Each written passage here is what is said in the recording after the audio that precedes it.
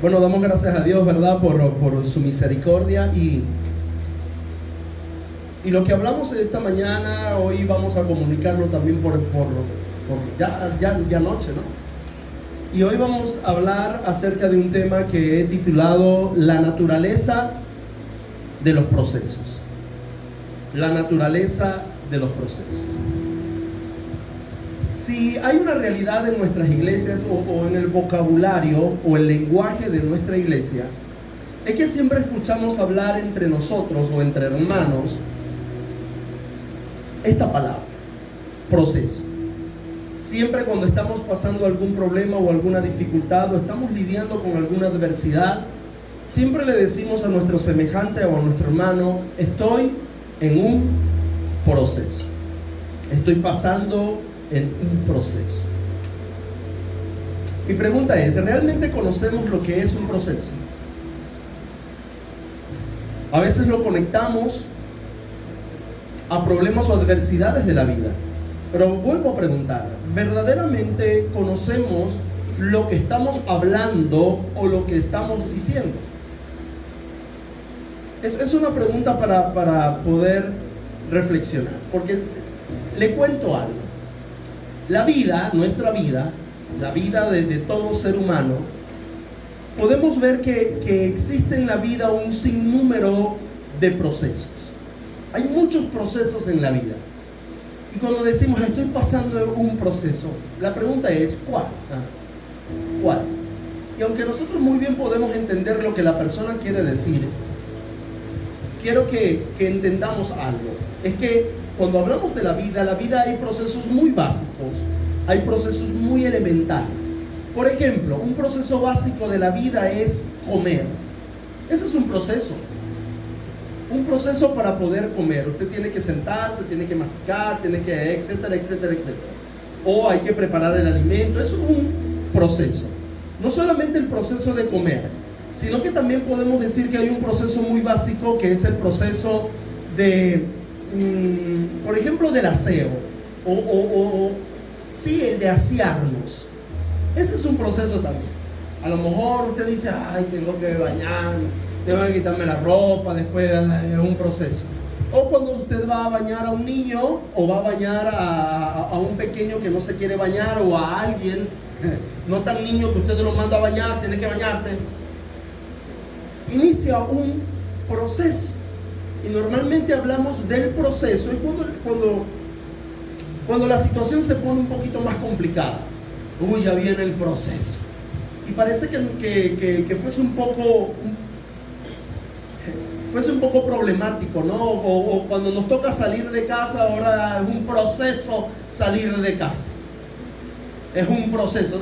Utilizamos esa palabra, sí, porque hay procesos en la vida, procesos muy básicos, pero también hay procesos muy complejos, como procesos industriales. Procesos industriales, cómo hacemos para que nos lleguen ciertos productos a la mesa de nuestro hogar, o cómo hacemos para nosotros poder utilizar algunas herramientas, algunas cosas que nos ayudan en la vida diaria y para que el mundo funcione. El mundo está basado y construido a través de procesos. En eso debemos estar claros. Hay procesos industriales, pero también hay procesos diplomáticos, unos más lentos que otros. Y a la hora de hacer diplomacia entre naciones o entre vecinos, los procesos son lentos. Los procesos son lentos. Yo quiero que entendamos por un momento lo que es la palabra proceso en sí. Es una definición que encontré y es importante que podamos ubicarnos en lo que es el concepto, porque si nosotros partimos de las definiciones, vamos a saber a qué nos estamos enfrentando o qué estamos hablando. ¿A qué me refiero? A veces hay conflicto entre nosotros porque usted llama algo de una manera y yo lo llamo de otra manera, y es posible que los dos no estemos equivocados, pero tenemos definiciones diferentes acerca del tema que estamos planteando.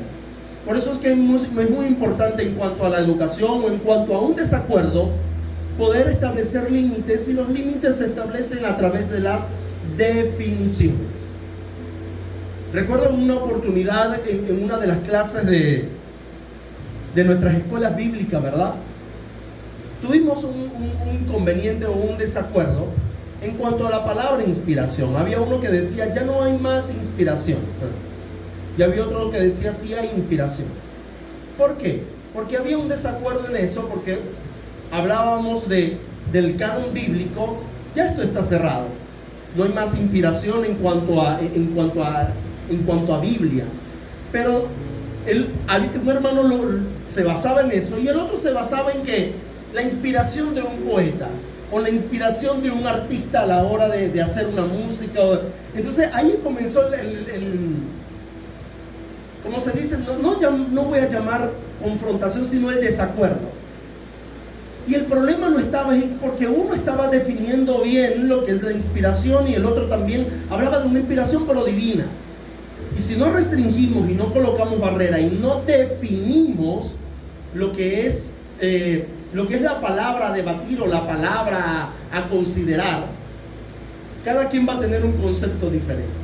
Pero si restringimos, por ejemplo, en este caso lo que voy a hacer, lo que es el proceso o lo que he encontrado en cuanto a definir lo que es proceso, vamos a saber en dónde estamos parados.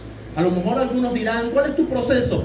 No, mi proceso es la conducta de mi hijo que no sabe o no hace caso. O mi mamá o en el trabajo, estoy pasando un proceso. Y a lo mejor estamos conectados a algún problema, alguna tribulación, a alguna prueba. Pero el proceso va mucho más allá de eso. Porque si hablamos de proceso en sí, en realidad la verdadera definición, y cito lo que dijo, como lo definió un hermano, él dijo, es un conjunto de operaciones. Escuche bien, es un conjunto, no es una, es un conjunto de operaciones a que se somete una cosa para, cuando veamos la palabra para, es porque lleva un propósito. Todo lo que se hizo anteriormente es para llevarlo a algo, y ese algo es transformar esa cosa o ese elemento. Eso es un proceso.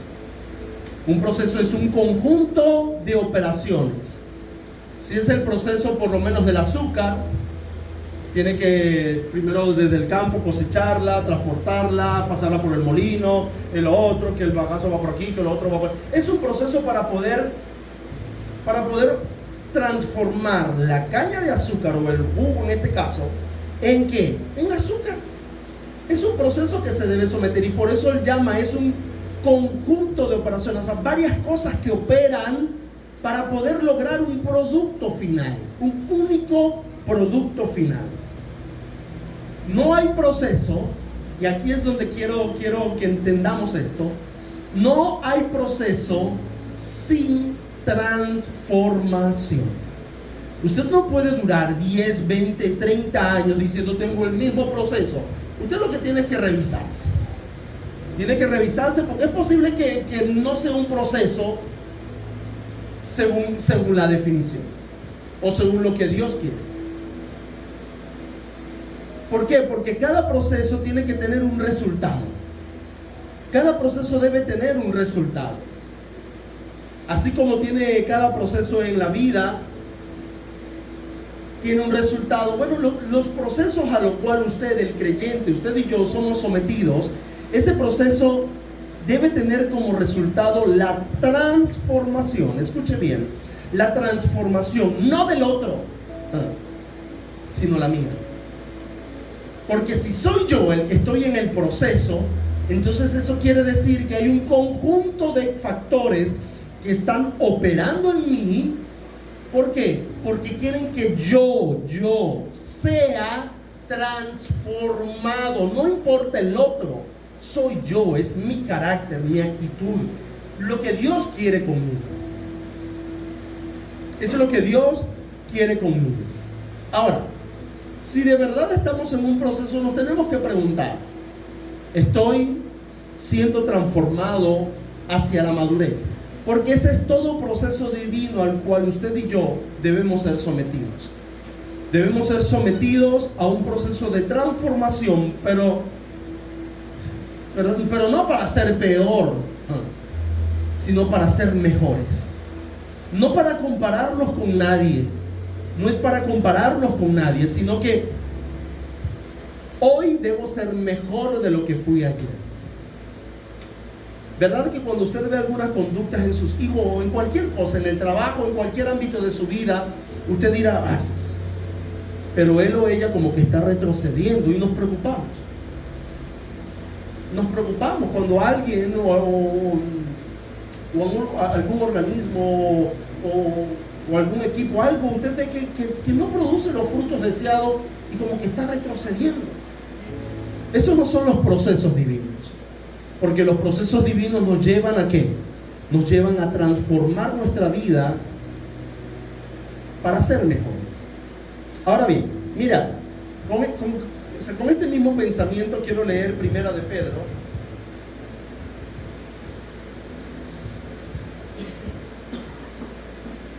Primera de Pedro.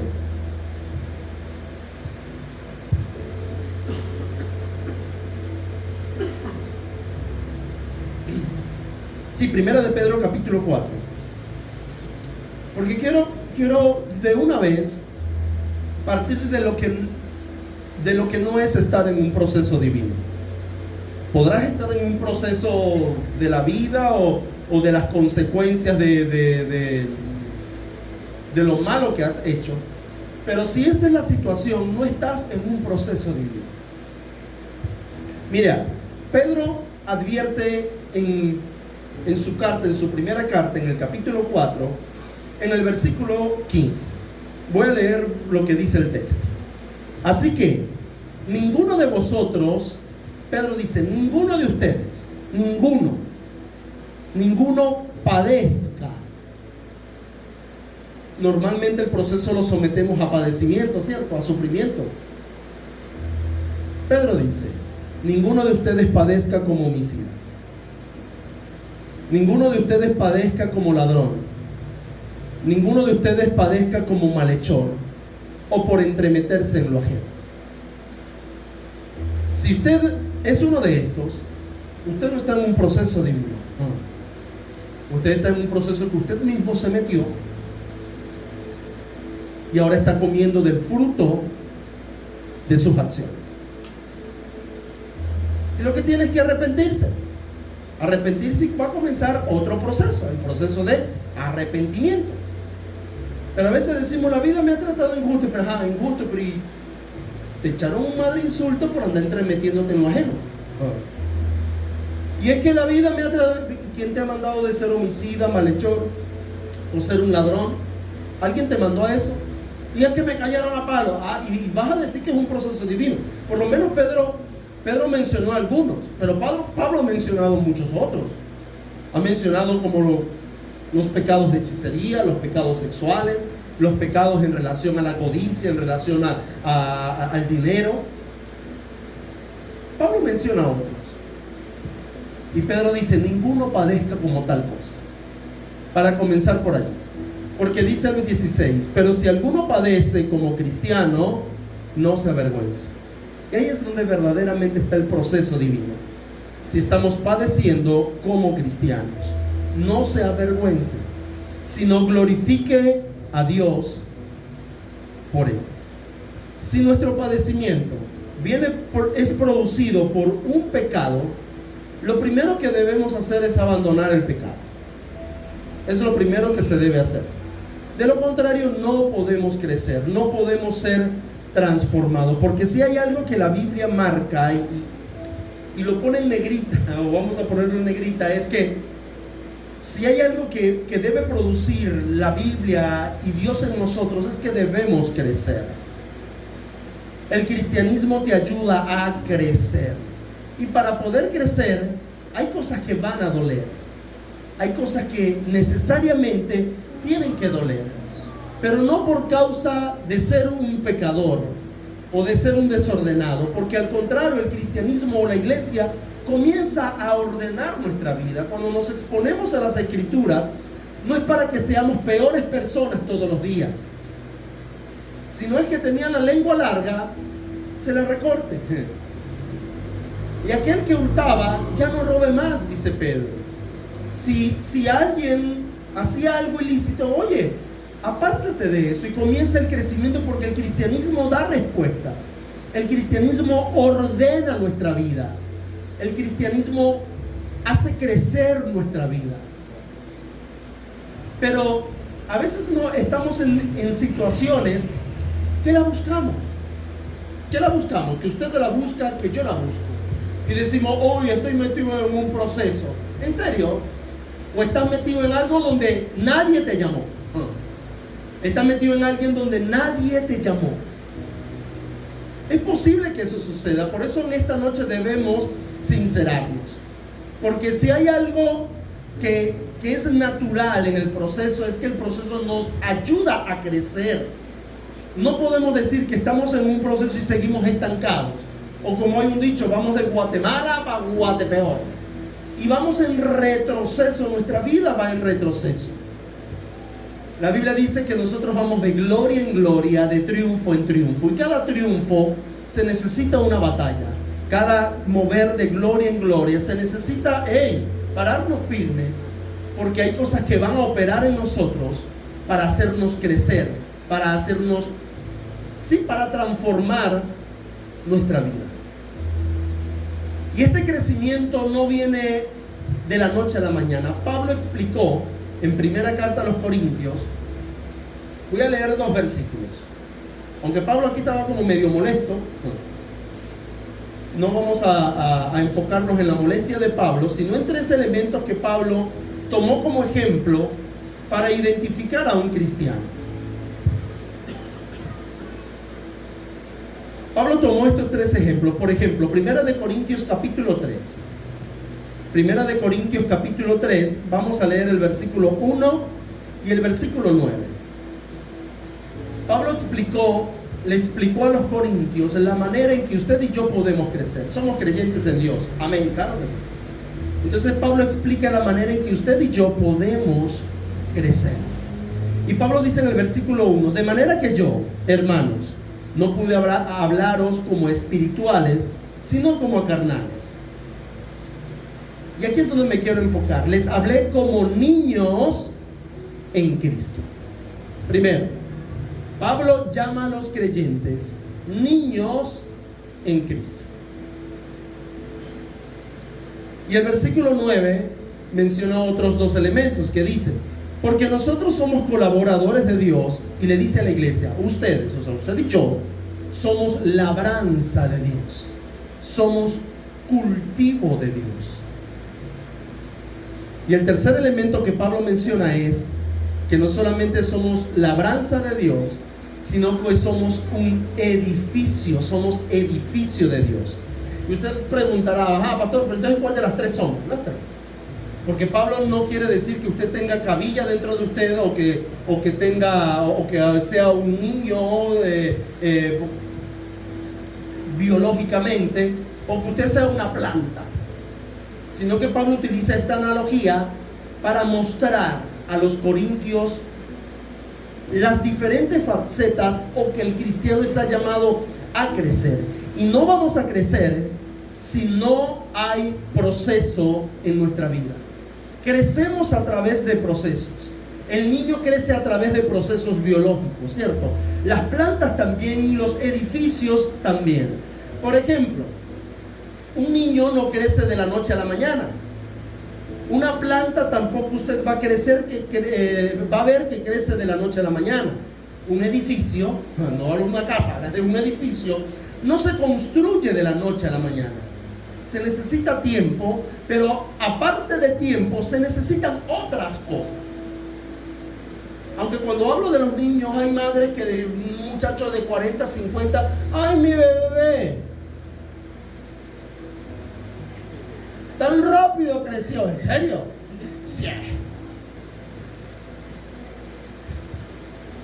Y a veces parece que el tiempo se nos va tan rápido, ¿cierto? Yo tengo hijos y decimos, el tiempo sí se me fue rápido, mira, este muchacho ya está grande. Ya los hijos me están hablando, oye, vale, tú sabes que... Y me gustaría que mi hija no creciera. Pero es natural de la vida, ella tiene que crecer. A mí me gustaría que ella se quedara pequeña. Es más, en una oportunidad escuché a mi esposa decirle a Cristian, y yo creo que a Abel también se lo dijo, hijo, no crezcas más. No, están creciendo, pero no crecieron de la noche a la mañana. Que a veces pensamos que crecieron muy rápido, pero crecieron rápido. No, no crecieron rápido. Crecieron en el tiempo estipulado para crecer. Otra cosa es que queremos que se queden pequeñitos. Y el bebé de 40 años que no se nos vaya, insisto, que no se nos vaya de la casa, y sí, está mundo el bebé. ¿O no? Es que he visto padres que construyen. He visto padres que construyen una casa y dicen una casa que tienen posibilidades. Yo conozco a unos cuantos, ¿no? Que tienen su casa materna y comienzan a hacer cuartos. Y aquí arriba va a vivir fulanito, y arriba va a vivir el otro, y arriba no, los hijos se fueron y dejaron las cabillas así, los arranques para arriba. Tienen que crecer, tienen que irse. Tienen que irse. Tienen que irse. Pero Pablo nos compara que somos como cada uno de ellos, y hay un problema con nosotros, y es que queremos crecer no a través de procesos. Hay procesos de crecimiento, y el cristiano no crece fácilmente. El cristiano crece a través de un conjunto de operaciones, llámese pruebas, llámese luchas, llámese cuidado, llámese amor. Es la manera en que crecemos, porque no todo es adversidad. También crecemos a través del amor. Por ejemplo, cuando hablamos de los niños, o de las plantas, o de los edificios, cada uno de ellos necesita un entorno correcto. Ninguno va a poder crecer si no tiene el ambiente adecuado para poder crecer, para poder desarrollar su máximo potencial. Hay personas, no me siento como pez en el agua. Eso está bien, ese es el entorno correcto del pez. Por ejemplo, ¿qué necesitan los niños para crecer? Necesitan atención, necesitan alimento, necesitan un contacto físico sano de parte de los padres, amor, necesitan educación, necesitan varios factores para que el niño pueda crecer emocionalmente, pueda crecer en conocimiento y pueda crecer físicamente. Porque hay personas que crecen físicamente, pero emocionalmente se quedaron en la infancia. Se quedaron en la infancia. Y vemos también personas dentro de nuestras iglesias que tienen 10, 20 años dentro del cristianismo, pero emocionalmente todavía están de leche. Esa fue la molestia de Pablo. No crea que en nuestras iglesias actuales es la única manera donde sucede. También fue un problema que se enfrentó Pablo. Que Pablo dice, Dios mío, no, esto no puede estar pasando, dijo Pablo. Ya después de tanto tiempo, tengo que hablarle como a niños en Cristo. Porque aunque se veían bien grandototes, había que tratarlos como bebés. Porque si no se ofendían y ay no. Pablo decía, esto no puede estar sucediendo. Porque a lo mejor no estaban siendo expuestos a un entorno correcto, maestros adecuados, etcétera, etcétera, etcétera. Los niños, para poder crecer, necesitan un entorno correcto. Es igual que los cultivos. Los cultivos, para poder crecer, las plantas, para poder crecer, ¿qué necesitan? Necesitan agua, necesitan los aditivos para la tierra, necesitan cuidado, necesitan estar plantados en una tierra correcta, necesitan la luz del sol, necesitan la luna, necesitan etcétera, etcétera, etcétera. Necesitan muchas cosas para poder crecer. Que esta planta no es de sol, sino que es de sombra, vaya usted a entender cómo es ese asunto, pero hay gente que sabe de eso.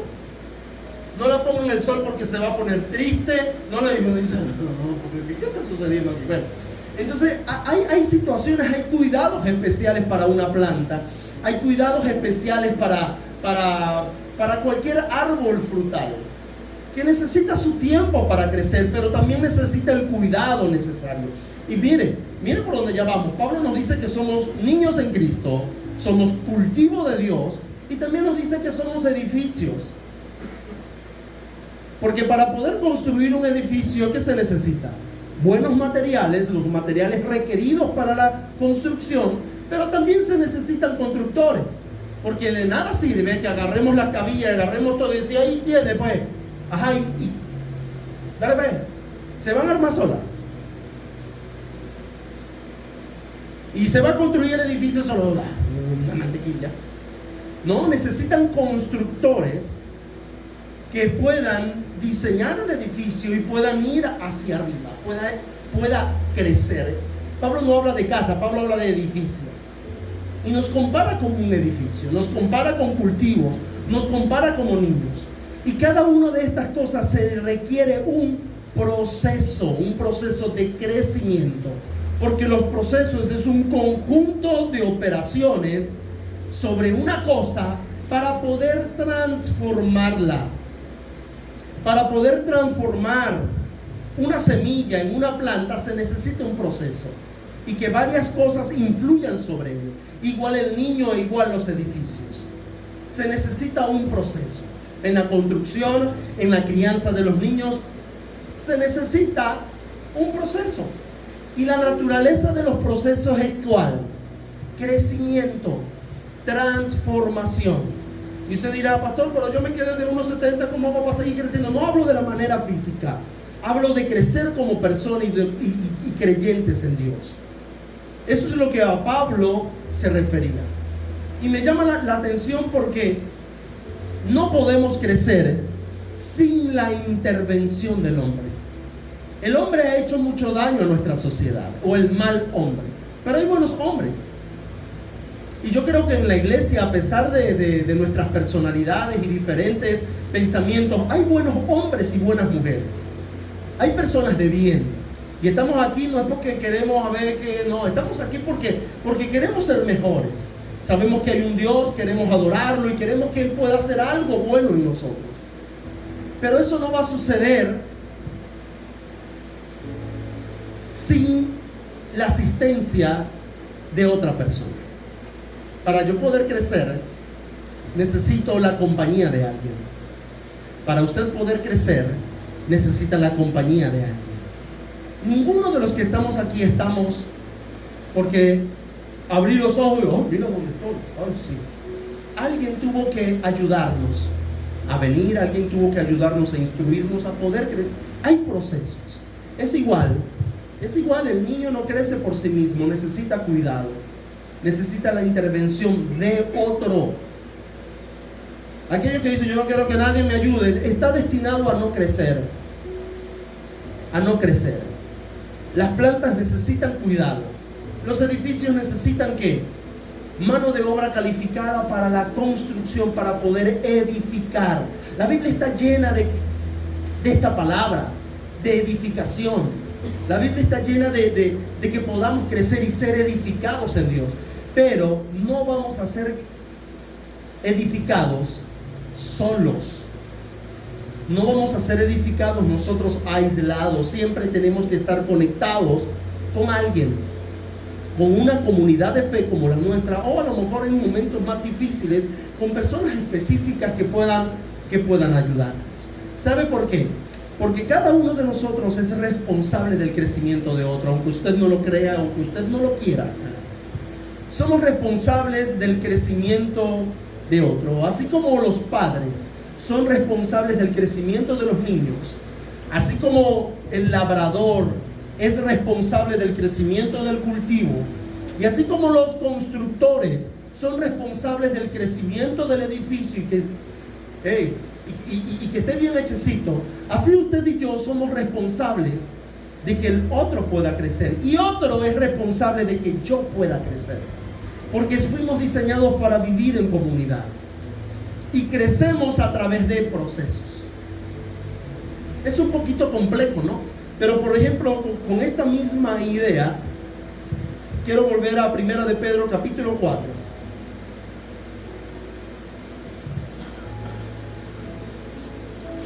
Primera de Pedro capítulo 4. Quiero leer lo que dice el versículo 10.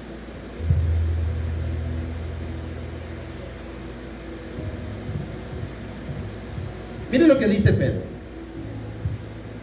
A cada uno según el don que ha recibido. Mire esto. A cada uno. ¿A quién? A todos los que estamos en este lugar. Hemos recibido un don. A cada uno de nosotros según el don que ha recibido. Habla de que debemos ¿qué? Ministrarnos a nosotros mismos. No, señores. es ministrarlos a otros. ¿A quién debe ministrarle el regalo que Dios te ha dado? Para ti, no, para el que está a tu lado, para la iglesia del Señor. Y dice, como buenos administradores de la multiforme gracia de Dios. Mira lo que dice el apóstol Pablo. Según el don que cada uno de nosotros recibimos. Hermanos, yo tengo frente a mí personas que tienen un don del cielo. No hablo de los dones naturales. Eso lo hemos estado conversando en la clase Ministerio según los dones de la escuela ministerial, lo que es la materia número 4 del nivel 1, que es una materia que se llama Ministerio según los dones. Y hemos estado hablando acerca de los 21 dones que aparecen por lo menos en las Escrituras. 9 en Corintios, 5 en Efesios y 7 en Romanos. 21 dones.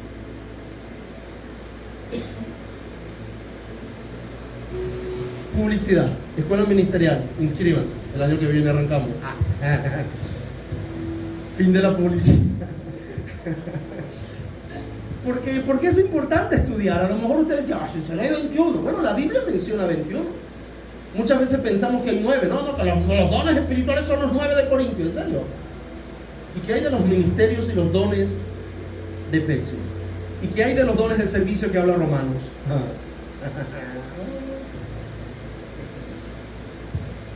Ok. Cada uno de ustedes tiene un don. Y el problema, y yo le decía a los hermanos, me preocupa algo. Me preocupa que nuestra iglesia se esté manejando o esté funcionando bajo los dones naturales. Porque hay dones naturales.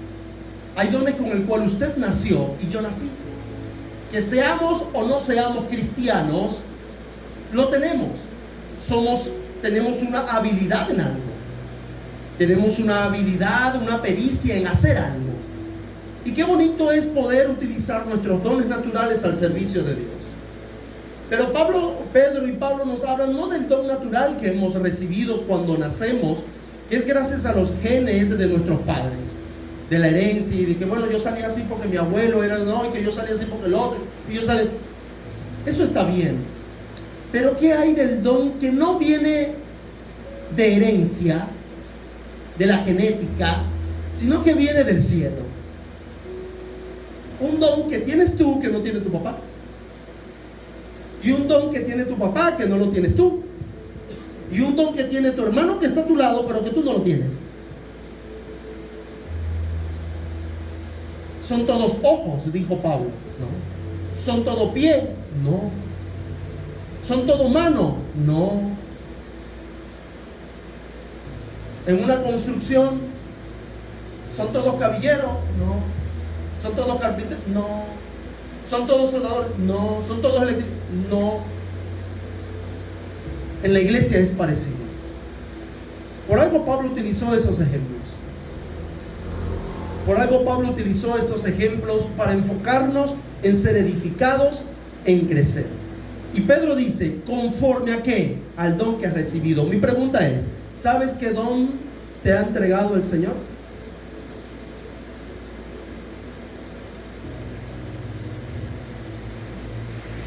Sabemos que es el don, no el don natural, no el don que hemos adquirido por la experiencia, no es el don que hemos adquirido desde que nacemos, sino el don que Dios nos dio. Ese es el que va a edificar a la iglesia, es el que va a hacer crecer a tu hermano. Por eso dice, conforme, es conforme al don que tú has recibido. ¿Qué dice? Ministrelo. ¿A quién? ¿A mí? No, señores, es ministrarlo a otro, porque somos responsables del crecimiento de otro. Somos responsables de que mi hermano y mi hermana puedan crecer y llegar a la estatura en Cristo Jesús. Somos responsables de eso. El mismo Efesios, en este mismo orden de idea, el capítulo 2, versículo 20, Pablo le dice a los efesios, y aquí utiliza una palabra preciosa que es edificados.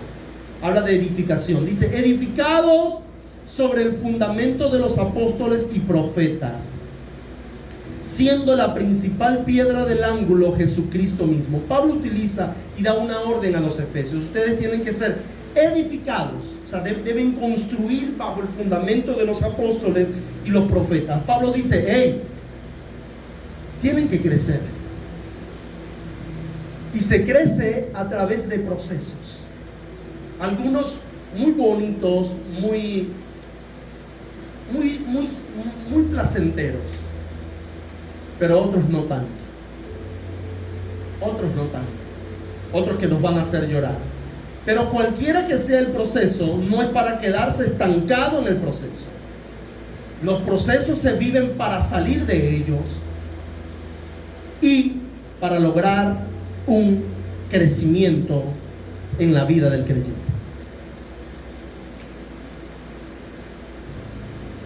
Porque ese es el problema: estoy en un proceso, si vivimos todo el tiempo en el mismo proceso. No, ya va. ¿Ha producido algún cambio en ti ese proceso? Es la pregunta. Entonces no es un proceso divino, es un proceso terrenal. A lo mejor es buscado, que debemos de buscar o hacer lo posible, lo imposible de poder hacer ajustes en nuestra vida. Y me llama la atención porque Pedro nos dice que somos administradores. Hermano, mire, Dios nos ha entregado algo para que lo administremos. Me gusta esta idea. ¿Qué don tenemos? ¿Qué don tenemos? ¿Sabía usted que el don no es para usted? Es claro, tanto Efesios como Corintio como Romanos, es muy claro cuando dice que el don que a usted se le ha dado es para edificar a otros. Pedro lo dice: según el don que ha recibido, ministrelo a los otros. Espero que usted descubra su don antes de llegar al ministerio según los dones. Descúbralo, porque no podemos esperar 6, 7, 8 meses más para que usted diga: vi la materia, ahora sí sé cuál es el don. Y aunque no le crea, hermano, mire, me recuerdo esto. La primera clase, muchos empezaron a decir cuál era su don o cuál don era el que quería, y en su mayoría dijeron dones naturales. Pocos hablaron de un don espiritual. Y yo le dije: está bien. Bueno, no está bien, pero bueno, para eso estamos aquí, para aprender. Y le dije: al terminar la clase, al terminar las 9 lecciones, ustedes ahora van a decir cuál es el don que Dios a ustedes le ha dado, o cuál es el don que ustedes anhelan.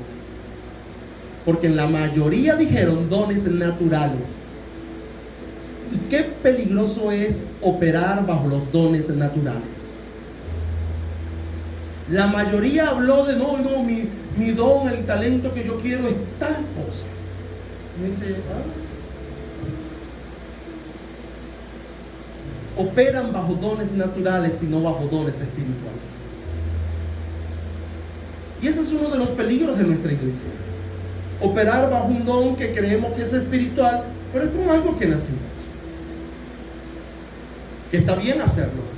Pero recuerde algo: es importante que podamos ministrar el don espiritual que Dios nos ha entregado, el don espiritual que el Señor nos ha entregado.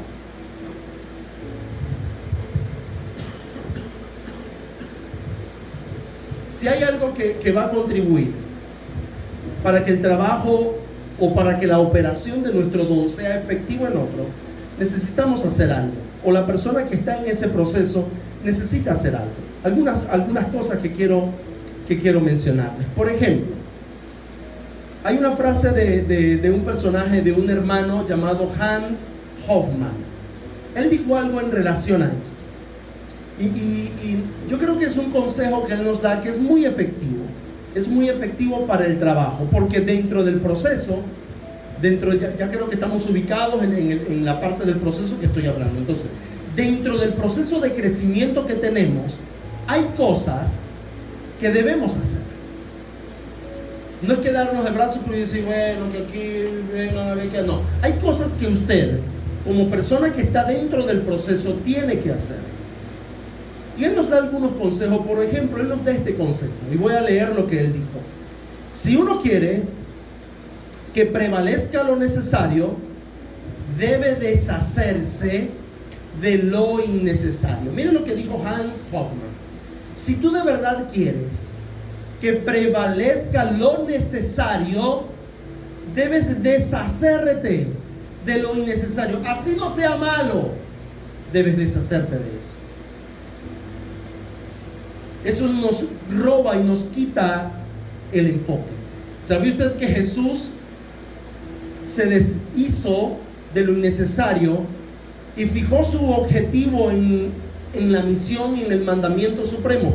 Jesús, en relación a este comentario, o yo creo, en realidad no fue Jesús, fue Hans Hoffmann, que a lo mejor se copió de Jesús y de la vida de Jesús. Porque Jesús en una oportunidad, por ejemplo, en el capítulo 9, en el versículo 4, este personaje dijo lo siguiente. La Biblia dice lo siguiente, y Jesús dijo esto: me es necesario hacer las obras del que me envió, entre tanto el día dura. La noche viene cuando nadie puede trabajar. Jesús se enfocó en lo que es necesario porque los días serán cortos. Y Jesús dijo: me es necesario hacer las obras del que me envió. O sea, la misión para la cual he sido mandado a este mundo, necesito hacerlo mientras el día dura. Porque va a venir la noche y no vamos a poder trabajar en la noche. Y me llama la atención, amados, porque a veces pensamos que Jesús andaba por la calle repartiendo milagros por doquier, o repartiendo salvación por doquier. Escuche bien lo que estoy diciendo. ¿Se recuerda la oportunidad cuando la mujer del flujo de sangre? Jesús le llamó a esa mujer perrilla, le llamó: no es lícito dar la comida de los hijos a los perrillos, ¿verdad? Porque era samaritana. Y la mujer con su fe desafió la misión de Jesús. Y Jesús se detuvo y le otorgó el milagro. Porque Jesús no vino sino a las ovejas perdidas. ¿De quién? De Israel. Y le digo algo: usted no es israelita, yo tampoco. La misión de Jesús fue ir a la nación de Israel, a los hijos de Abraham. Fue su misión principal. ¿Se recuerda cuando Jesús le da una orden a sus discípulos y le dice: por caminos de samaritanos no vayáis? Algo así le dice.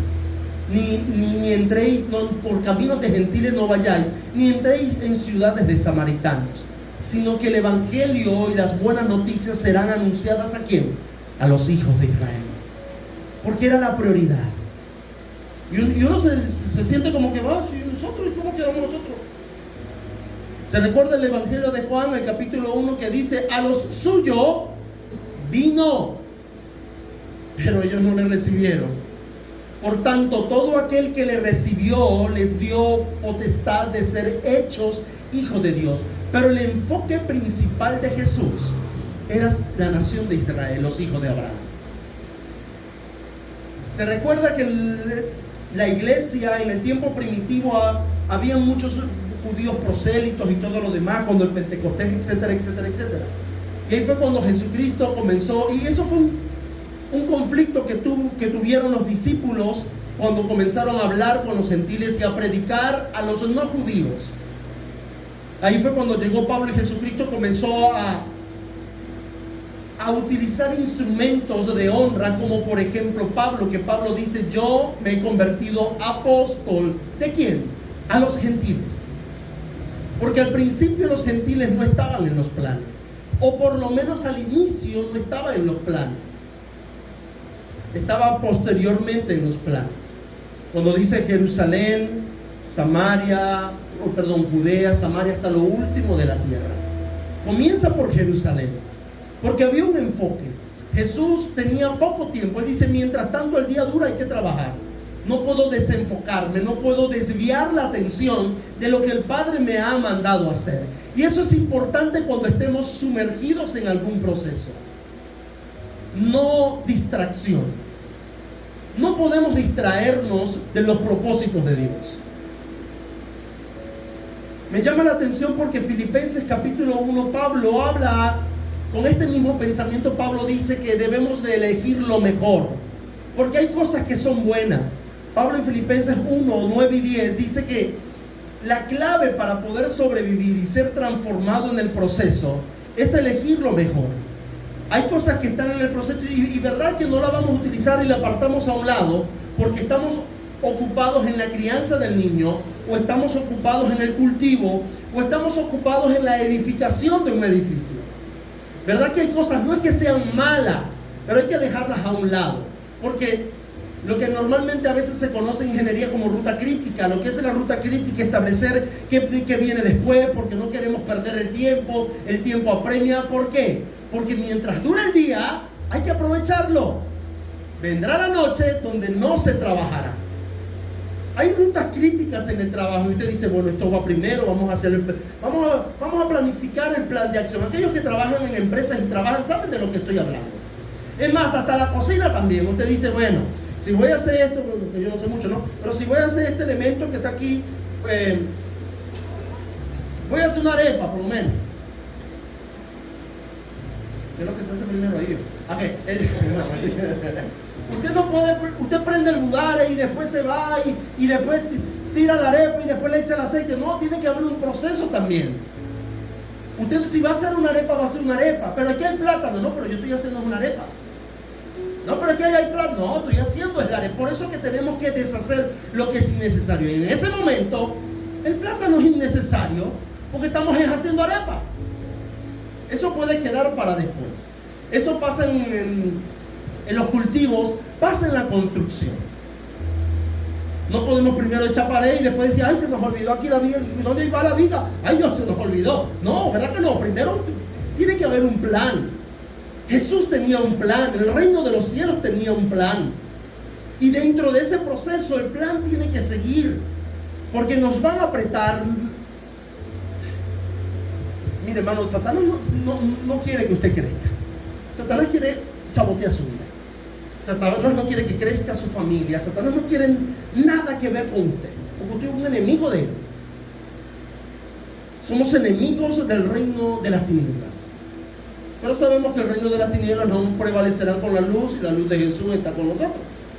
Y por mucho proceso en el cual estemos sometidos, Dios nos va a dar la victoria si hacemos lo correcto. Porque necesitamos hacer lo correcto. Y es muy importante, hermano, es muy importante elegir lo mejor de lo mejor.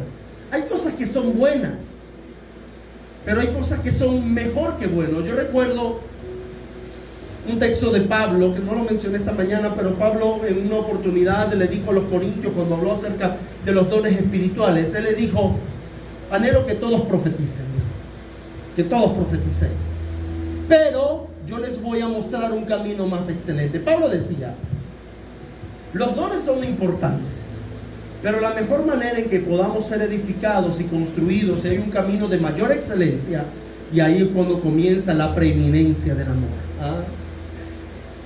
El don más perfecto, el don más sublime que podemos tener es el don del amor, hermanos. El don del amor en el corazón del creyente. Porque Pablo dice, ¿de qué me sirve hablar lenguas angelicales, lenguas humanas, si no tengo amor? ¿De qué me sirve hacer milagros? ¿De qué me sirve hacer profecía? ¿De qué me sirve si no tengo amor? Y comienza a definir el amor. El amor es sufrido, el amor es benigno, el amor no es jactancioso, etcétera, etcétera, etcétera. Ese es el don perfecto que todos debemos tener. Y de ahí que vengan los demás. Y me llama la atención porque Pablo dice, ahora les muestro un camino más excelente. Él dice, los dones son importantes, pero el amor excede a cualquiera. El amor excede a cualquiera.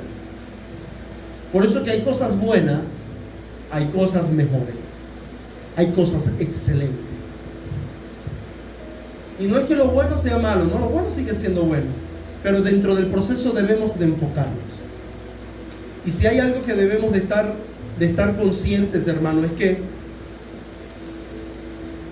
es importante tomar buenas decisiones dentro del proceso. A la hora de provocar un cambio, a la hora de provocar alguna transformación, debemos de convertirnos en eso, en agentes de cambio. Somos llamados a eso, a transformar. Y hay una historia que en el Antiguo Testamento que está relacionada con lo que estoy hablando. Y quiero abrir mi Biblia en Segunda de Reyes, porque hablo de un rey judío, un rey israelita que vivió en los años de Isaías, por ejemplo, como profeta, y él hizo algunas reformas. El pueblo la estaba pasando muy mal y él tuvo que realizar algunas reformas.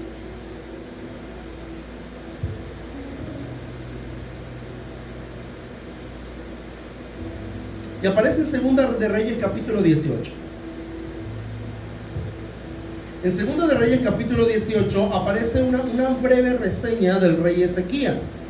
El libro de Isaías habla de una profecía acerca de este rey. Pero me llama la atención lo que este rey hizo. Y mire lo que dice el versículo 1. Dice: en el tercer año de Oseas, hijo de Ela, rey de Israel, comenzó a reinar Ezequías, hijo de Acaz, rey de Judá. Cuando comenzó a reinar era de 25 años y reinó en Jerusalén 29 años. El nombre de su madre fue Abi, hija de Zacarías. Y miren lo que dice el versículo 3. Hizo lo recto ante los ojos de Jehová, conforme a todas las cosas que había hecho David su padre. Este rey hizo lo recto delante de los ojos de Dios, conforme a lo que había hecho David su padre. Y miren el 4. ¿Qué fue lo que hizo? Dice que quitó los lugares altos y quebró las imágenes y cortó los símbolos de acera.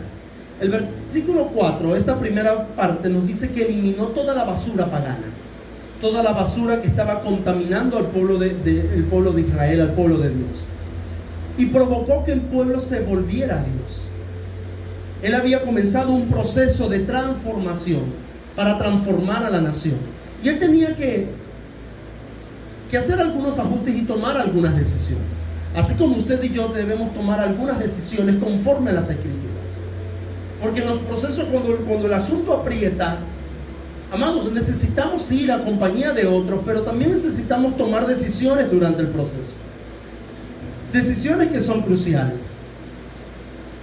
Para el crecimiento del niño, usted verá que es mejor. ¿Será que lo inscribimos en esta escuela o no lo inscribimos acá? ¿Será que le damos esto o no le damos lo otro? ¿Será que le damos cierto alimento o abstenemos de darle algunos alimentos? Porque es importante la toma de decisiones dentro del proceso de crecimiento, dentro del proceso de transformación. Sucede también con los cultivos. Es más, tanto así que me llama la atención que aún la tierra necesita descanso. Hoy, con tantos químicos que hay y fertilizantes a la tierra necesita descanso. Se recuerda un pasaje en Levíticos que dice que por 6 años Dios le mandó a la nación de Israel sembrar, y al 7º año la tierra no se iba a tocar, porque la tierra necesitaba guardar reposo. La tierra necesita reposo. Necesitan tomar decisiones para que pueda haber un crecimiento saludable. Pero el problema está en que hoy día todo un pedazo de tierra y todo el año sembramos, y era de él y de él y de él y de él y de él. Entonces la tierra se agota y comenzamos a tirar los fertilizantes. Viene la urea, viene lo otro y viene el otro, y tanto saco del otro y viene lo otro. ¿Por qué? Porque la tierra se agota, y para un crecimiento saludable necesitamos tomar buenas decisiones. Y estoy tomando como ejemplo los 3 elementos que utilizó Pablo para el crecimiento, pero hay muchos otros, ¿no? Pero por lo menos los 3 principales. Habla de niños en Cristo, cultivo de Dios y edificios de Dios. Igual en los edificios, no podemos vamos a empezar de arriba. No, tenemos que comenzar desde abajo, y hay que tomar decisiones.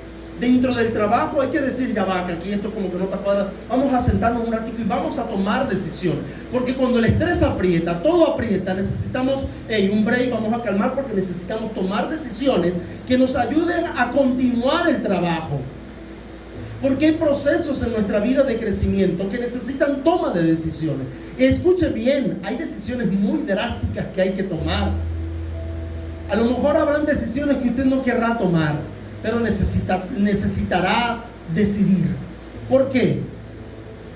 Porque está en el proceso de crecimiento, y lo que es de beneficio es poder terminar la obra, terminar el trabajo. ¿Y sabe por qué lo digo? Porque no solamente Ezequías derribó los lugares altos de las imágenes, eso está bien, derribó los baales, derribó los símbolos de acera, todos los dioses paganos. derribar esto está bien, porque una cosa es hacer pedazos los ídolos que vayan en contra de los principios del reino de Dios, de los principios de Israel. Hermano, pero otra cosa es hacer pedazos lo que en una oportunidad nos fue útil. Y eso le sucedió a Ezequías, porque el versículo sigue diciendo: e hizo pedazos la serpiente de bronce que había hecho Moisés. Una cosa es que usted tire por tierra todas las imágenes de idolatría, todas las imágenes paganas de los Baales, todas las imágenes habidas y por haber, hermano. Pero cuando usted llega a esta parte, otra cosa es echar por tierra lo que en una oportunidad te fue útil, lo que en una oportunidad bendijo tu vida. Y eso hay que hacerlo en los procesos de la vida. Y ahí es cuando no queremos, y ahí es cuando necesitamos personas a nuestro alrededor animándonos y decir: hazlo porque el crecimiento duele, tendrás que ir, tendrás que hacerlo, hazlo. Hay lugares que a lo mejor no queramos ir, es cierto, donde no queramos estar. Nos gusta la comodidad, pero dentro de una comodidad no vamos a crecer. Usted dirá que yo he vivido 50,000 años aquí en esta tierra y esta casa, pero cuando te toca hacer un cambio, ¿verdad que es como medio? Dicen: he escuchado personas que dicen: me voy de esta casa, tengo recuerdos con mi esposo. Una viuda en este caso dice: pastor, recuerdos con mi esposo, todas las paredes me hablaban de él, aquí fue donde yo crié a mis hijas, aquí fue donde yo crecí, me empezó a contar la historia. Yo dije: mudarse no debe ser fácil. Tuvo que vender la casa, se mudó a otro lugar. Y dice: pero me dolió salir del lugar de mi infancia, pero ahora estoy mejor. Porque hay decisiones que hay que tomar, decisiones que van a quebrar y van a partir nuestro corazón, pero debemos hacerlo por el beneficio del crecimiento que Dios nos ha prometido obtener. Porque ese era el problema que tenía el pueblo de Israel. Dice que hizo pedazos, Ezequías también, de la serpiente de bronce que Moisés había hecho, porque hasta entonces se le quemaban incienso y los hijos de Israel, y la llamó Neusán. Esta historia de la serpiente de bronce aparece en Números capítulo 21, versículos 6 al 9.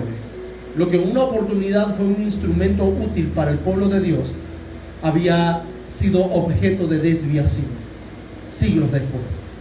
La serpiente de bronce fue la que Dios le mandó a Moisés levantar en el desierto, porque ellos se habían portado mal, y empezó el proceso de arrepentimiento. Y Dios comenzó a enviar unas serpientes. ¿Se recuerdan las serpientes que comenzaron a picar? Y muchos murieron por las picaduras de la serpiente. Pero Dios dijo: hagamos algo. Van a levantar la serpiente, van a levantar una serpiente de bronce y la van a poner en el medio del campamento. Cuando el campamento esté avanzando, si hay alguien que le pique la serpiente en el desierto, porque mire algo, dentro del proceso Dios no quita la serpiente, pero da métodos para poder vencerla. Porque a veces queremos que Dios nos quite lo que está oprimiendo nuestra vida, pero Dios dice: no lo voy a hacer. Hay otros recursos, porque necesitas crecer, necesitamos crecer. Y hay cosas que de verdad no queremos que vengan a nuestra vida, pero vienen. Y Dios necesita que podamos crecer. Ese es el objetivo de los procesos, que podamos ser transformados. Y cuando salía la serpiente le picaba a alguno, y cuando levantaban la serpiente de bronce, ellos tenían que ver la serpiente, y ellos eran salvados. Eran picados, pero eran salvados. Por eso Isaías, yo creo que esto tiene mucho que ver con lo que una oportunidad el profeta Isaías dijo. Isaías dijo: ved a Dios, o sea, como que miren a Dios todos los términos de la tierra y serán salvos. Los que miraron a Él serán salvos. Hay hay un tipo de serpiente en el Nuevo Testamento que Pablo creo que también la nombra. Si vemos a él, seremos salvados, seremos rescatados. Pero vemos que este objeto había sido objeto de desviación. ¿Verdad que hay cosas que nos desvían nuestra atención? Por eso que hay que eliminar lo innecesario. Estamos dentro del proceso de crecimiento, hay que eliminar cosas que nos hacen daño. A lo mejor eliminar relaciones que nos están haciendo daño. A lo mejor amigos que no es que ellos tengan una mala intención en nuestra contra, pero no están en la misma sintonía. Y Dios quiere hacer algo con nosotros. Dios quiere hacer algo con nosotros que a lo mejor ellos no están entendiendo lo que Dios está haciendo contigo y lo que Dios está haciendo conmigo. Hay cosas que a lo mejor debemos de, en muchas oportunidades, cerrar nuestra boca, y a lo mejor en muchas otras hablar y tomar decisiones correctas como lo hizo Ezequías. Decisiones durante el proceso deben ser muy precisas, hermanos, muy precisas. Porque recuerde, estamos construyendo. Estamos en construcción. Y lo más importante, estamos construyendo nuestra vida en Dios. Y eso es un proceso que dura toda la vida. Pablo dijo: yo no pretendo ya haberlo ya alcanzado, pero prosigo la meta. Estamos construyendo la mejor obra, el mayor cultivo, la mayor formación que podamos tener, y es nuestra propia vida. Y por eso que necesitamos personas a nuestro alrededor, personas también que se hagan responsables de nosotros, porque no existen llaneros solitarios, hermanos. Dentro del proceso necesitas personas que te puedan ayudar a orar y a tomar decisiones. Por eso no puede ser cualquiera. Estas decisiones durante el proceso agradaron a Dios. El versículo 6 dijo: porque siguió a Jehová y no se apartó de él, sino que guardó los mandamientos que Jehová prescribió a Moisés. Hizo lo correcto. ¿Tuvo enemigos? Claro que sí, pero este hombre, Ezequías, hizo lo correcto. Se recuerda que este fue uno de los reyes cuando Isaías fue a profetizarle su muerte, que le dijo: oye, Ezequías, ordena tu casa, que de cierto vas a morir. Y se recuerda que Ezequías, en su enfermedad, escuchó al profeta Isaías, se volteó hacia el lado de la pared, hizo una oración. Las oraciones funcionan, hermanos. Y más si somos personas que hemos buscado con todo nuestro corazón agradar a Dios. Se volteó y le dijo: Señor, ten misericordia de mí y de mi vida. Hizo una oración. Isaías, mientras iba saliendo de la puerta, le dijo: regrésate. Isaías se regresó y dijo: bueno, está bien, Señor, me voy a regresar. A través de una oración Dios puede cambiar su voluntad. Wow, esto a mí me tiene como que, Dios, en serio. Porque hay cosas que Dios ha determinado. Pero ¿sabe usted que Dios puede decir: bueno, está bien, voy a escuchar tu oración, te voy a atender? Como hay veces que va a decir que no. Pero en el caso de Ezequías dijo que sí. Y Isaías dijo: bueno, mira, Dios me dijo que te va a dar una buena ñapa, una ñapita más. Te va a dar 15 años más de vida. ¿Cuánto no es eso? Madre ñapa. No fue un año, 2 años, fueron 15 años. Yo me imagino a Ezequías sacando cuenta: ay Dios, me quedan 14. Ay Dios, me quedan 13. Ay Dios, me quedan 12. Pero yo le aseguro que el tiempo que tuvo lo supo aprovechar. Buena ñapa le dio. Porque el hombre, en medio de la adversidad, en medio de los procesos, tomó las decisiones correctas. Eliminó lo innecesario y decidió por lo que es necesario. Hubo un enfoque en la vida. Amados, mire, si de verdad usted cree y creemos, porque sí, tenemos que estar pasando por procesos, pero si no mostramos avance en nuestra vida,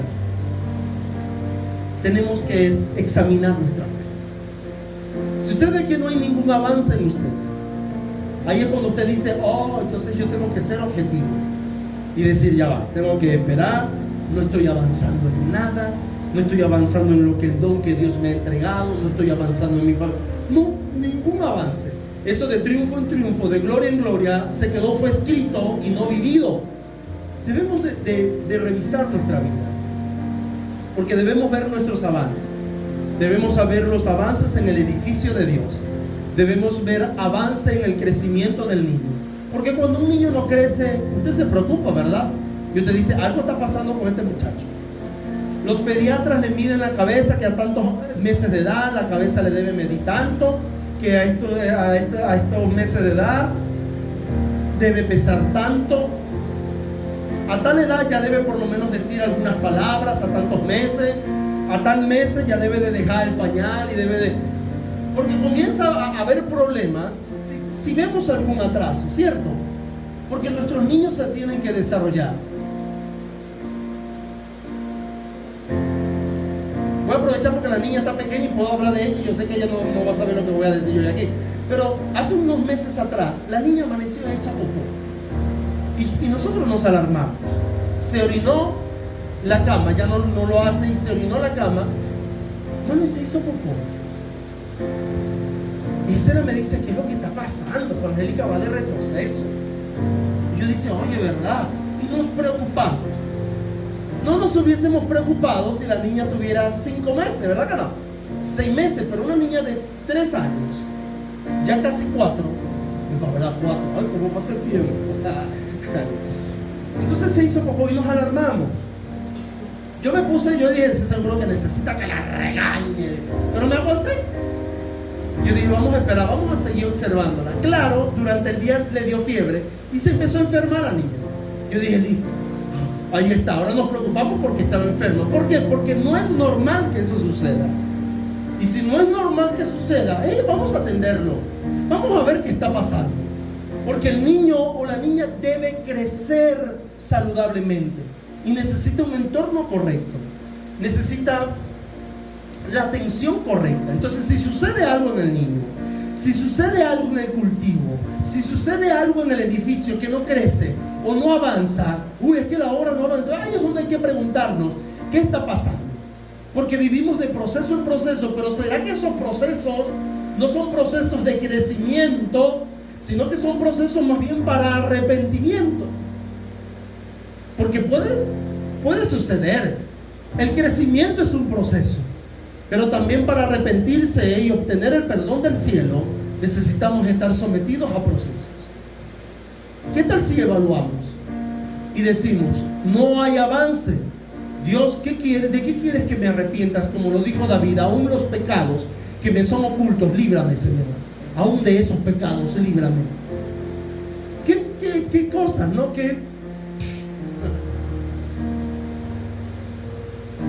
Estás en el proceso, analicemos esto. ¿Con quién estás caminando? ¿De verdad estás en un proceso divino? Pregúntate, ¿estoy caminando con alguien en medio del proceso? Amados, porque Dios no existe en llaneros solitarios, como lo dije hace unos minutos atrás. Alguien debe estar acompañándote.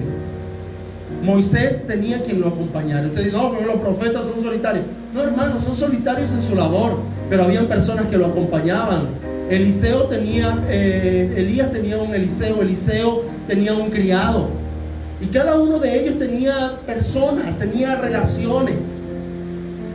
No, que yo estoy solo, yo solo mejor me veo mejor, porque no es solo. Dios nos llama a llaneros solitarios. Dios nos llama a trabajar aisladamente. Dios no nos llama a crecer aisladamente. Dios nos llama siempre a estar conectados con alguien. Amados, estamos en el proceso de crecimiento. Debemos estar caminando con alguien, con 1, 2, 3 o 10 personas, no lo sé. Estamos en el proceso. Bueno, hay cosas que vamos a perder. Debemos de estar y de ser sinceros en eso. Hay cosas que vamos a perder y nos van a doler. Y a lo mejor esas cosas que pierdan, tú vas a creer que son necesarias. Y dirás, yo lo estoy perdiendo.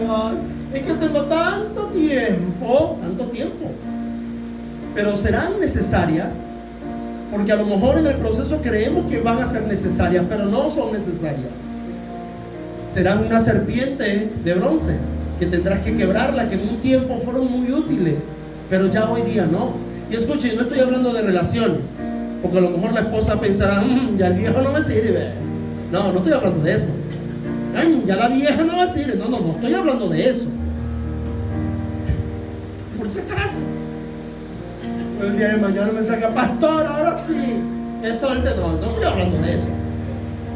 Estoy hablando de cosas que verdaderamente afectan la familia, que actualmente están afectando la familia, que actualmente están afectando nuestra comunión con Dios, pero que en un tiempo fueron necesarios. Estás en el proceso. Debemos de mantenernos enfocados en lo que verdaderamente importa, y es el producto final. Eso es lo que verdaderamente importa, el producto final. Porque recuerden que es un conjunto de operaciones que trabajan sobre un elemento, pero para lograr una transformación. ¿De verdad estamos siendo transformados? ¿Estamos en el proceso correcto entonces? Si no estamos siendo transformados, revisemos, porque puede ser que Dios esté tratando con algo en nosotros, algún pecado oculto que hay en nuestra vida. Necesitamos tratarlo a la luz de las Escrituras. Necesitamos tratarlo a los pies de Jesús, a la cruz de Jesús, y decir: Señor, perdóname, quiero crecer, quiero ver a mi familia crecer, quiero ver a mis hermanos crecer, y el don que tú me has dado, no enterrarlo, sino ponerlo a disposición de otro. Vamos a ponernos en pie y vamos a orar.